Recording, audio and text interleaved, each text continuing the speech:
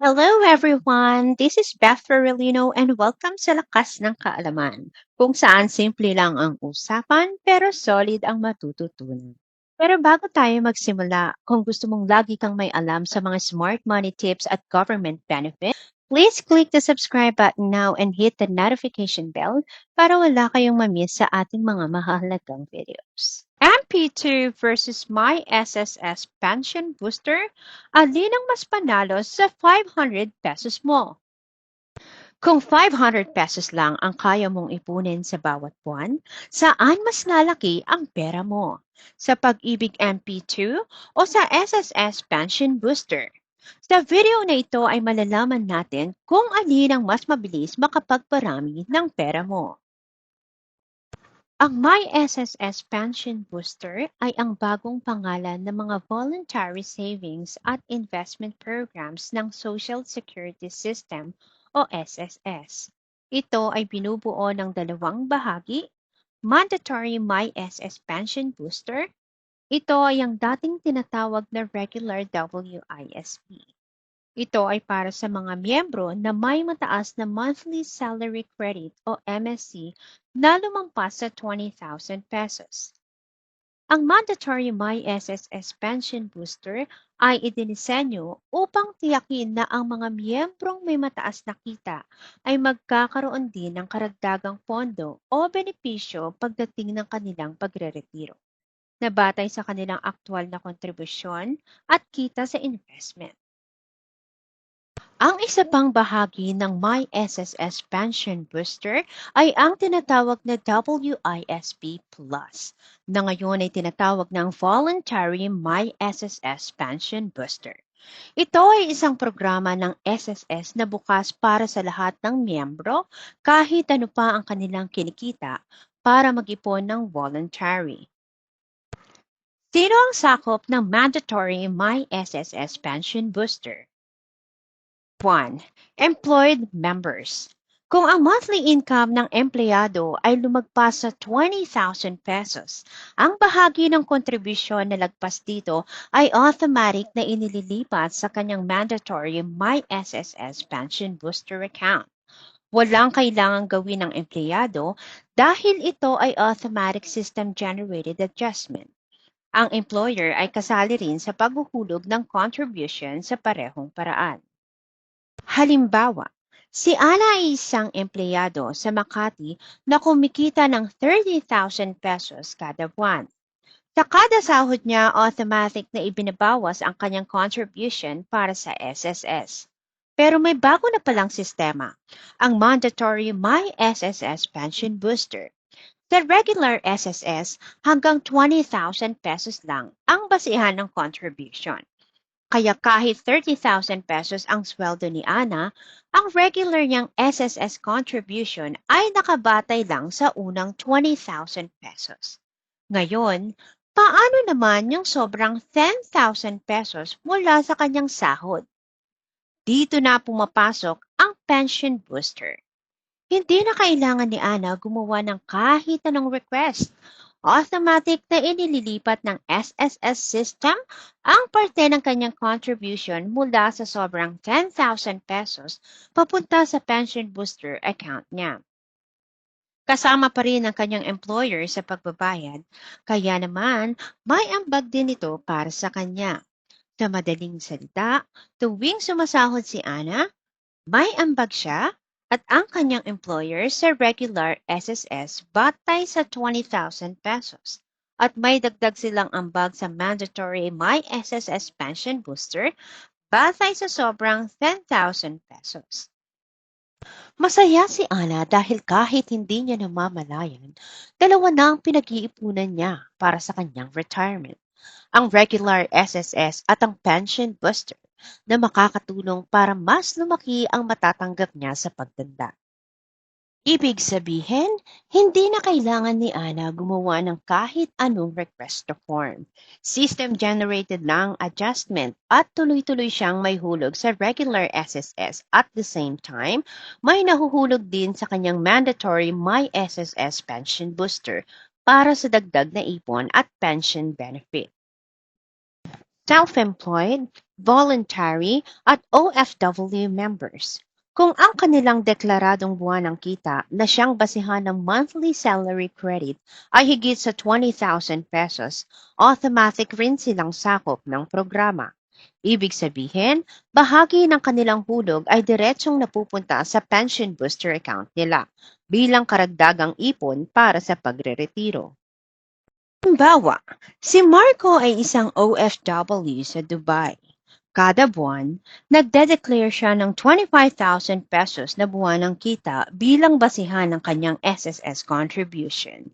Dahil ang maximum MSC sa regular SSS ay hanggang 20,000 pesos lang, ang contribution niya na regular SSS ay doon lang nakabase. Pero dahil 25,000 pesos ang kanyang deklaradong kita, may sobrang 5,000 pesos na lampas sa MSC. Ano ang nangyayari? Yung parte ng contribution na nakabase sa 20,000 pesos ay pumapasok sa regular SSS.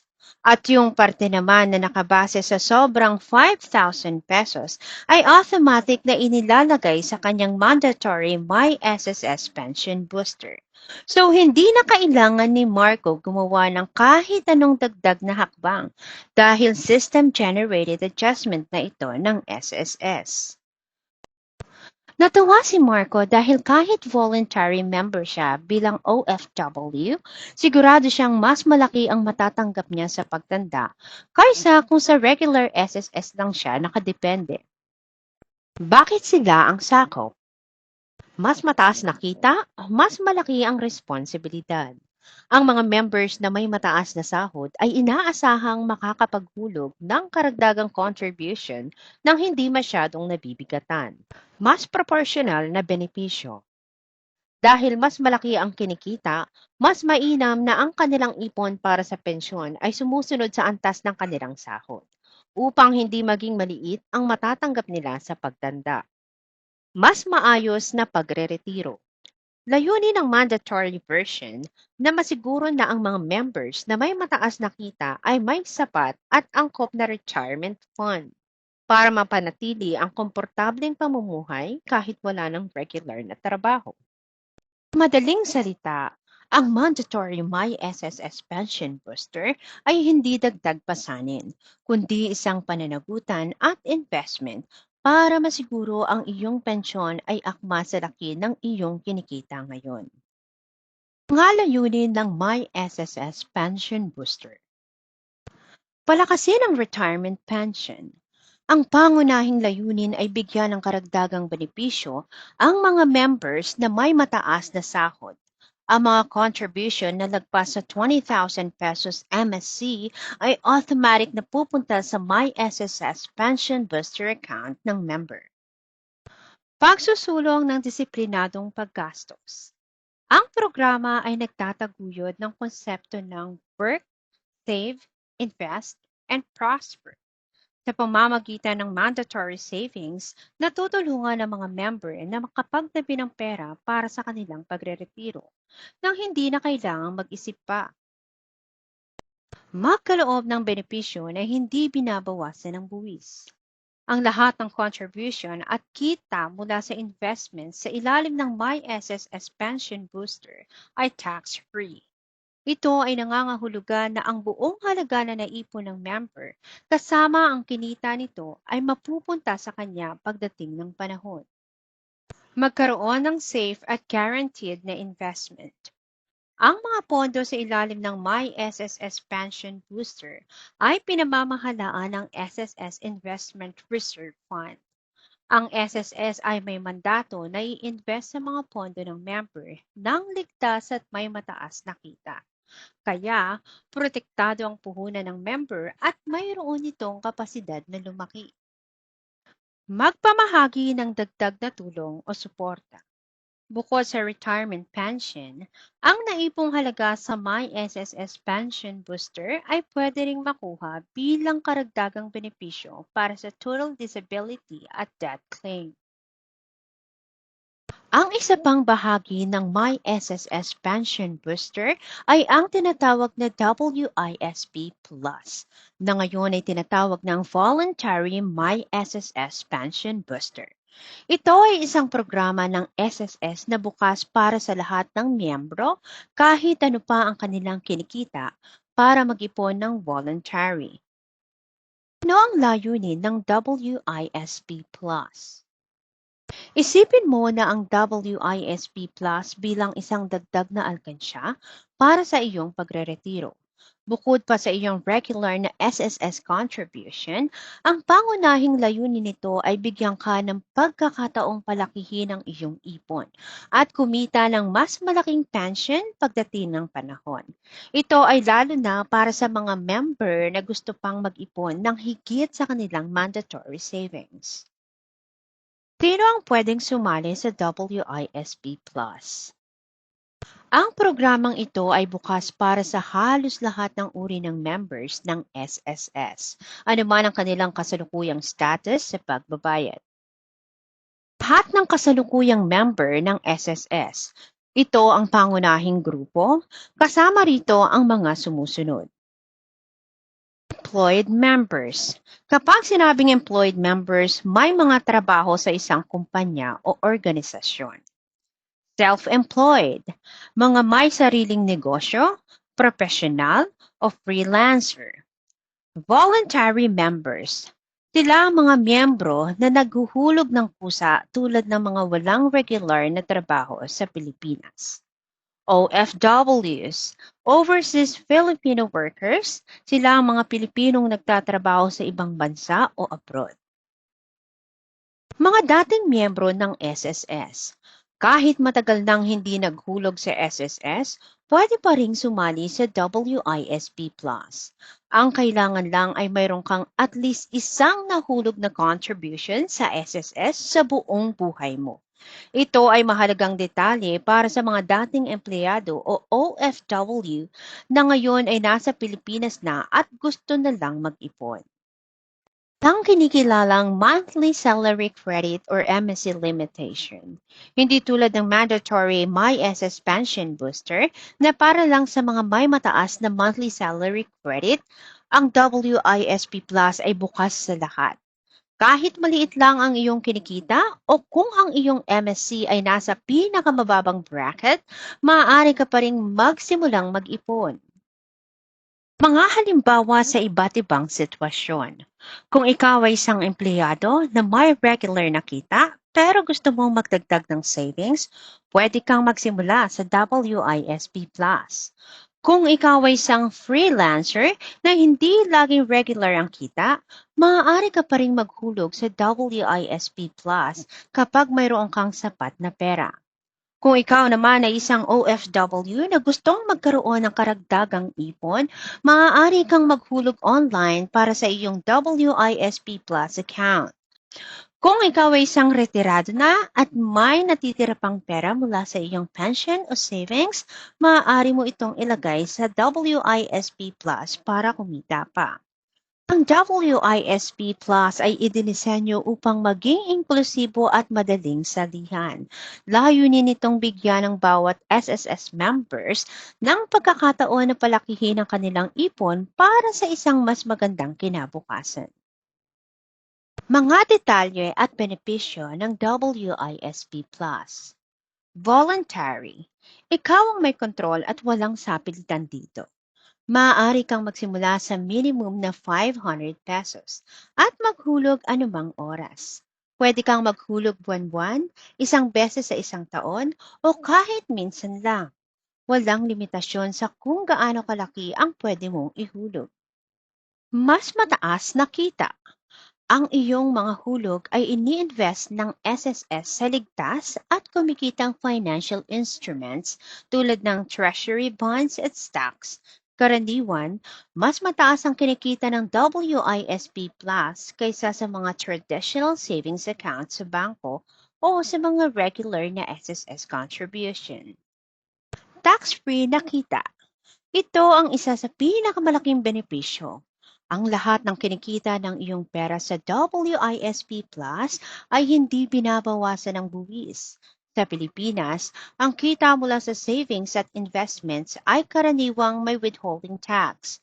Pero sa WISP Plus, ang lahat ng kinita ay diretsong napupunta sa iyong account. Ibig sabihin, mas mabilis na lumalaki ang iyong ipon dahil hindi ito nababawasan. Ligtas at may garantiya. Kung nag-aalala ka sa pag-iipon sa investment, ang WISP Plus ay isang ligtas na option. Dahil ito ay pinangangasiwaan at kinagarantiya ng gobyerno sa pamamagitan ng SSS. Sigurado kang hindi mawawala ang iyong pinaghirapan. Ang SSS ay may mahabang kasaysayan at matatag na pondo, kaya't mababawasan ang iyong pangamba. Pagkuha ng ipon. Maaari mong kunin ang iyong ipon sa pagreretiro pagdating ng 60 or 65 years old. Depende sa iyong gusto. Maaari mo itong kunin ng buo, lump sum, o idagdag sa iyong buwanang pension. Maaari mo rin itong makuha sa mga emergency tulad ng pagkawala ng trabaho o critical illness based sa mga alituntunin ng SSS. Flexible at madaling hulugan. Hindi mo kailangang mag-alala kung wala kang malaking halaga. Maaari kang magsimula sa minimum na 500 pesos only at maghulog anumang oras. Kahit irregular ang iyong kita, madali mong maia-adjust ang iyong hulog depende sa iyong budget. Hindi ito sapilitan kaya ikaw ang may control.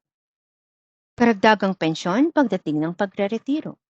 Sa pagreretiro, ang lahat ng iyong naipon sa WISP Plus kasama ang kinita mong interes ay ibibigay sa iyo ng buo bilang lump sum. Maaari mo itong gamitin para sa iyong pangailangan sa pagtanda, tulad ng gamot, emergency fund, o pangkonsumo. Maaari mo rin itong idagdag sa iyong regular na SSS pension na nagbibigay sa iyo ng mas malaking buwanang kita. Step-by-step na pag-enroll sa WISP Plus. Ang proseso ay ginagawa online sa pamamagitan ng iyong my.sss account. Tiyaking mayroon ka ng SSS online account bago ka magsimula. Number 1. Mag-login sa my.sss account. Buksan ang SSS website at hanapin ang my.sss portal. Ilagay ang iyong user ID at password. Kung wala ka pa, kailangan mo munang mag-register. Pumunta sa My SSS Pension Booster. Sa My.SSS dashboard, hanapin ang e-services menu sa itaas na bahagi. Sa ilalim ng e-services, i-click ang My SSS Pension Booster. Ay na mga tuntunin. Lalabas ang isang page na naglalaman ng mga terms and conditions ng WISP Plus. Basahin itong mabuti, mahalaga na maintindihan mo ang mga patakaran tulad ng pagkuha ng dibidendo, minimum na hulog, at iba pa. I-click ang box upang kumpirmahin na nabasa at naintindihan mo ang mga tuntunin. I-click ang Submit button o Proceed button. Number 4, simula ng paghuhulog. Matapos mag-enroll, maaari ka nang magsimulang maghulog. Maaari kang magbayad online o sa SSS Payment Partners. Paano magbayad ng contribution sa WISP Plus? Mayroong dalawang paraan upang magbayad para sa iyong WISP Plus account. Online payment. Sa My.SSS portal, pumunta sa Payment Reference Number o PRN section. I-generate ang inyong WISP Plus PRN. Ilagay ang halaga na nais mong ihulog, minimum na 500 pesos. Gamit ang PRN na ito, maaari kang magbayad online sa pamamagitan ng mga payment gateways tulad ng Union Bank, BPI, at iba pang partners bank. Over-the-counter payment. I-generate din ang inyong WISP Plus PRN sa My.SSS portal. Pumunta sa mga authorized SSS payment partners tulad ng Buy Center, EasyPay at iba pa. Ibigay ang inyong WISP Plus PRN at ang halaga na babayaran. Siguraduhin na i-specify para sa WISP Plus ang inyong ihuhulog. Mahalagang tandaan, ang pag-enroll sa WISP Plus ay isang beses lang. Kapag naka-enroll ka na, ang kailangan mo nilang gawin ay maghulog anumang oras. Wala kang kailangang i-print na form para mag-enroll. Ang buong proseso ay ginagawa online. Sa pamamagitan ng mga hakbang na ito, mas magiging madali para sa iyo na simulan ang pag-ipon para sa isang mas maginhawang pagre-retiro. MP2 o Modified Pag-ibig 2 Savings Program ay isang voluntary savings program ng Pag-ibig Fund. Para ito sa mga members na gustong magtabi ng karagdagang ipon bukod sa regular na pag-ibig contributions nila at kumita ng mas mataas na dividendo. Sino ang pwedeng mag-enroll sa MP2? Active Pag-ibig members. Lahat ng kasulukuyang nagbabayad ng regular pag-ibig contributions, empleyado, self-employed, OFW, at voluntary. Dahil may umiiral silang pag-ibig MID number, pwede silang magbukas ng MP2 account agad-agad.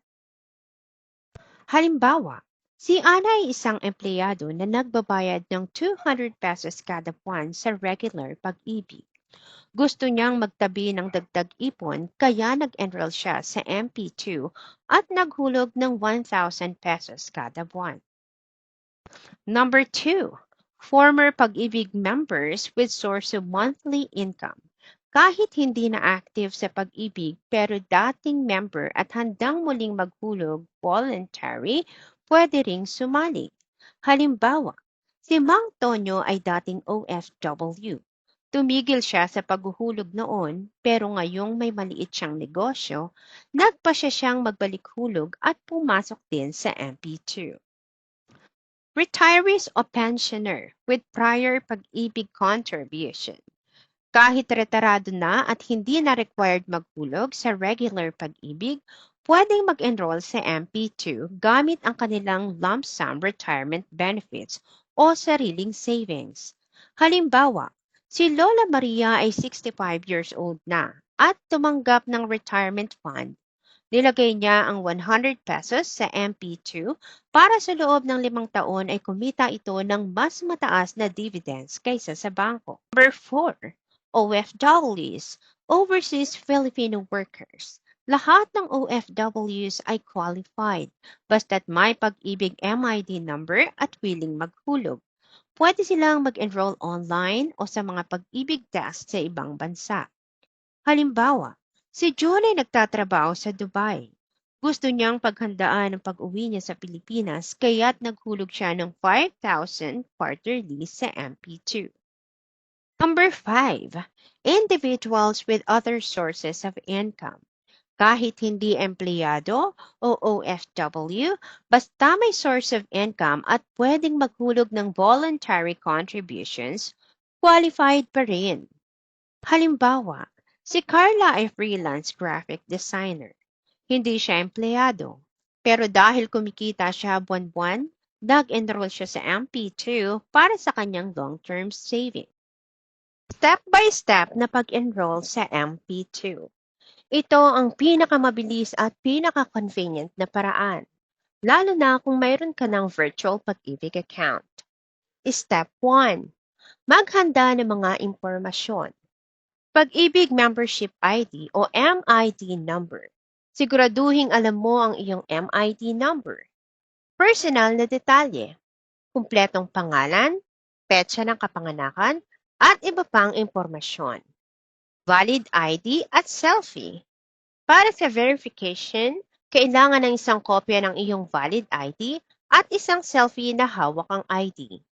Proof of income, source of funds, payslip, certificate of employment, o iba pang dokumento na nagpapakita ng iyong kita. Step 2. Bisitahin ang MP2 enrollment page. Pumunta sa opisyal na website ng Virtual Pag-ibig. Ilagay ang iyong MID number, pangalan, at petsa ng kapanganakan. I-type ang CAPTCHA code at i-click ang Submit. Step 3. Punan ang online form. Punan ang lahat ng kinakailangang impormasyon. Desired monthly contribution, ilagay ang halaga na gusto mong isave bawat buwan. Minimum 500 pesos. Maaari ka rin pumili ng one-time na contribution kung gusto mo. Dividend payout. Pumili kung nais mong matanggap ang dibidendo taon-taon, annual, o kung nais mong i-compound ito sa loob ng 5 taon o 5-year term. Mode of payment. Pumili kung paano mo babayaran ang iyong kontribusyon, kagaya ng salary deduction, over-the-counter, online payment. Source of funds. Ilagay kung saan nanggaling ang iyong pondo, kagaya ng employment, business, savings. Kumpirmahin at i-download ang form. Basahin ang mga terms and conditions. I-click ang submit para matapos ang enrollment. I-download o i-print ang generated MP2 enrollment form. Ito ang iyong magiging patunay ng enrollment. Step 5. Simula ng pagbabayad. Gamit ang iyong MP2 account number na makikita sa enrollment form, maaari ka nang magsimula ng magbayad. Maaari ka nang magbayad online sa Virtual Pag-ibig gamit ang credit card, debit card, GCash o Maya, o over-the-counter sa anumang Pag-ibig branch o accredited collection partner. Sa Pag-ibig Fund branch, kung mas gusto mo ang personal na pag-asikaso, maaari kang mag-enroll sa pinakamalapit na Pag-ibig Fund branch. Step 1. Maghanda ng mga dokumento.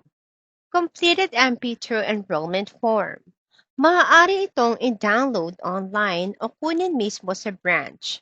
Valid government-issued ID. Isa o dalawa na ID. Pag-ibig MID number. Siguraduhin alam mo ang iyong number. Proof of income, source of funds, like payslip o iba pang katibayan ng kita. Bisitahin ang Pag-ibig branch. Pumunta sa pinakamalapit na Pag-ibig Fund branch. Magtungo sa desk na tumatanggap ng mga MP2 application. Step 3. I-submit ang mga dokumento. Ibigay ang iyong kumpletong MP2 enrollment form at iba pang kinakailangang dokumento sa officer. Kumpirmahin ang lahat ng detalye sa opisyal at magtanong kung mayroon ka pang katanungan. Step 4. Magbayad ng unang contribution. Para masimulan ang iyong MP2 account, kailangan mong magbayad ng unang contribution sa cashier. Ang minimum na contribution ay 500 pesos. Pagkatapos magbayad, hintayin mo ang resibo na magsisilbing patunay ng iyong unang kontribusyon at enrollment. Mga pangunahing katangian ng MP2. Voluntary, hindi ito mandatory, kaya ikaw mismo ang magde-decide kung mag-iipon ka rito. Mataas na dibidendo. Karaniwan, mas mataas ang kinikita ng MP2 kaysa sa regular na savings ng Pag-ibig at maging sa mga traditional na bank savings account o time deposits. Ang dibidendo ay nagmula sa kita ng Pag-ibig funds sa mga housing loan, short-term loan, at iba pang investments. Housing loans. Malaking bahagi ng pondo ng Pag-ibig ay ipinapautang sa mga miyembro bilang housing loans. Kapag nagbabayad sila ng interest, ito ang nagiging kita ng Pag-ibig. Short-term loans. Kabilang dito ang calamity loan at multi-purpose loan. May kaakibat na interest din ito na nagiging dagdag kita. Investments in safe instruments, treasury bonds, government securities, at iba pang low-risk investments. Tinitiyak ng Batas Republic Act 9679, Pag-ibig Fund Law, na 80% ng annual net income ng Pag-ibig ay ibinabahagi sa mga miyembro bilang dividends. Tax-free. Ang mga kinikita mo sa MP2, kabilang na ang mga dibidendo ay hindi binabawasan ng buwis. 5-year maturity. Mayroon itong 5 taong lock-in period. Maaari mong piliin na i-withdraw ang iyong dibidendo taon-taon o hayaan itong mag-compound at withdraw kasama ang buong principal pagkatapos ng 5 taon. Flexible na contribution. Ang minimum na contribution ay 500 pesos lamang. Pwede kang mag-remit buwan-buwan o isang beses lang, lump sum, depende sa iyong kakayahan. Walang maximum na limitasyon sa halaga na pwede mong ilagay. Government guaranteed. Dahil ito ay pinamamahalaan ng gobyerno sa pamamagitan ng Pag-ibig Fund, garantisadong ligtas ang iyong ipon. MP2 versus WISP Plus o Voluntary My SSS Pension Booster Withdrawal. Mahalaga na maintindihan ang pagkakaiba sa withdrawal ng MP2 at WISP Plus dahil magkaiba ang ahensyang nagpapatakbo sa mga ito at ang kanilang mga patakaran. Withdrawal ng MP2. Regular na withdrawal o ang tinatawag na maturity period. Kailan? Pagkatapos ng 5 taon mula sa petsa ng iyong unang contribution. Ano ang makukuha? Ang buong halaga ng iyong naipon o principal kasama ang lahat ng kinita nitong dividendo at ang lahat ng ito ay tax-free. Paano mag-withdraw? Maaari kang mag-apply online sa Virtual Pag-ibig o personal sa pinakamalapit na Pag-ibig branch. Kailangan mong magsumite ng Application for Provident Benefits or APP, claim form at isang valid ID. Maagang withdrawal. Kailan? Bago ang 5 years na maturity. Mga kondisyon. Pinahihintulutan lamang ang maagang pag-withdraw sa mga sumusunod na kadahilanan. Subject sa approval ng Pag-ibig. Permanenteng paglisan sa Pilipinas. Permanenteng kapansanan o total disability. Malubhang sakit or critical illness. Pagkamatay ng member, ang beneficiary ang mag-claim. Involuntary separation from service o pagkawala ng trabaho dahil sa pagsasara ng kumpanya, at iba pang seryosong dahilan na aprobado ng Pag-ibig Fund. Ano ang makukuha? Sa kaso ng maagang pag-withdraw para sa mga valid na dahilan, matatanggap mo ang iyong buong principal at 100% na kabuuang dividendo na kinita mo. Kung magwi-withdraw ka ng maaga at wala sa mga nabanggit na kondisyon, mababawasan ng 50% ang kabuang dividendo na kinita mo. Withdrawal ng WISP Plus o Voluntary My SSS Pension Booster. Regular na withdrawal upon final claim. Kailan? Ang karaniwang paraan para ma-withdraw ang WISP Plus ay kasabay ng iyong final benefit claim sa SSS, tulad ng retirement, total disability, death para sa mga benepisyaryo. Ano ang makukuha? Ang kabuuang halaga ng iyong naipon o principal at ang kinita nitong investment income. Ang lahat ng ito ay tax-free. Maagang withdrawal. Kailan? Pinahihintulutan ang maaga o partial na pag-withdraw. Mga kondisyon at pangkalahatang panuntunan. Pagkatapos ng 5 taon, maaari kang mag-withdraw ng partial o buong halaga ng iyong naipon kasama ang lahat ng kinita nitong investment income. 2 hanggang 4 na taong member. Maaari kang mag-withdraw ng partial o buong halaga, ngunit may reduced income o nabawasang kita depende sa haba ng iyong pagiging member. Bago ang 1 taon, ang maagang pag-withdraw ay pinahihintulutan lamang sa extreme hardships condition, tulad ng malubhang sakit, involuntary separation sa trabaho, o repatriation para sa mga OFW. Paano mag-withdraw? Ang SSS ay may sariling proseso para dito, at karaniwan ay kailangang mag-apply sa pamamagitan ng My SSS account o sa isang SSS branch. Mahalagang laging suriin ang pinakabagong mga patakaran at regulasyon sa opisyal na website ng Pag-ibig Fund at SSS bago magsimulang mag-invest o mag-withdraw dahil maaaring magbago ang mga ito. Narito ang paghahambing ng kanilang dividend sa nakaraang mga taon. Ang mga datos na ito ay hango sa mga opisyal na anunsyo at ulat mula sa bawat ahensya. Sa tanong na saan mas lalaki ang 500 pesos mo, ay ibibigay ko na sa iyo ang kapasyahan upang sagutin base sa mga datos na nakikita mo. Mga kaalam, MP2 man o WISP Plus, basta nagsimula ka, panalo ka. Sa kabuuan, parehong pag-ibig MP2 at WISP Plus ay matalinong paraan ng pag-iipon at pamumuhunan. Ito ay parehong napakagandang paraan ng pag-iipon, ngunit may kanika-nilang natatanging benepisyo. Ang pagpili sa pagitan ng dalawa ay nakasalalay sa iyong mga layunin sa pananalapi. Ang MP2 ay swak para sa mga nais ng disiplina at mas mataas na tubo sa loob ng 5 taon. Habang ang WISP Plus naman ay bagay sa gustong may dagdag na pensyon. Mas mataas na tubo kumpara sa bangko at long-term security. Ano man ang piliin mo mga kaalam, pareho silang nagbibigay ng tax-free na benepisyo, seguridad mula sa gobyerno at dagdag na proteksyon para sa iyong kinabukasan.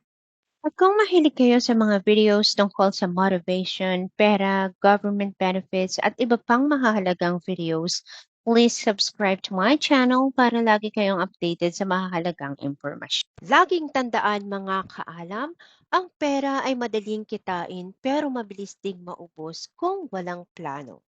Kaya't parehong mahalaga ang pag-ibig MP2 at may SSS Pension Buster. Dahil sa bawat hulog, tinutulungan tayong maghanda, mag-ipon at magbigay ng katiyakan sa ating kinabukasan. Kaya kung kaya naman ng bulsa, siguraduhin na magkaroon ng pareho para mas panatag ang iyong financial future. Kung may suggestions or tanong naman kayo, just comment down below para aalamin natin yan at pag-uusapan. Ang mga impormasyong ibinahagi dito ay para lamang sa kaalaman at gabay ng mga miyembro. Hindi ito opisyal na pahayag o representasyon ng Pag-ibig Fund o SSN. Para sa kumpletong detalye at pinakabagong patakaran, mabuting kumonsulta direkta sa Pag-ibig Fund o SSN o bisitahin ang kanilang opisyal na website. Hanggang sa susunod mga kaalam, keep it chill and thanks sa panonood. At tandaan, lahat ng natutunan mo ngayon ay baunin mo bukas. Kita-kits ulit sa lakas ng